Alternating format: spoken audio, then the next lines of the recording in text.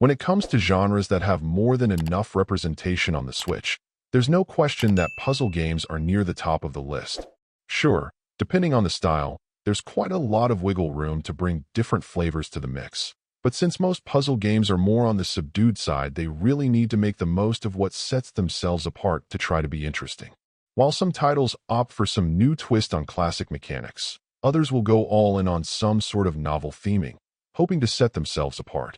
Hogtie, though very simple in its appearance, actually does a little of both to help it stand out. In principle, below it all, this is a variation on a classic box-pushing game, but thankfully it has managed to wrangle together some novel ideas tied to its Western shtick to help it feel different. What makes all the difference is simply the fact that you're generally pulling things instead of pushing them. Then throw in the variety of objects and ways you're able to control them when they're lassoed, and you have the makings of a fresher hook than you'd normally see.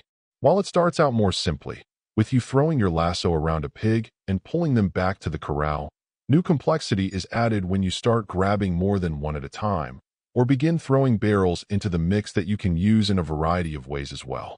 The good thing is that even for somewhat jaded puzzle fans, the different techniques you'll be able to use, especially when combining more than one in later levels, shouldn't all feel like old hat. So many of these titles fundamentally fail to do much more than rehash the same old patterns and tricks, leaving you with levels that start to feel very familiar after a while.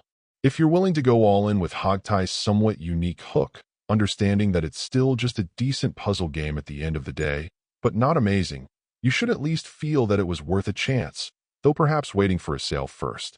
Overall, my final score for the game ended up being a 7.6. And if you're interested in picking it up, it's currently available on the Switch eShop for $12.99. Thank you for taking the time to listen to this review. And if you'd like more information or ideas of indie games worth checking out on the Switch or the Switch 2, be sure to click on the link provided in the description. Until next time.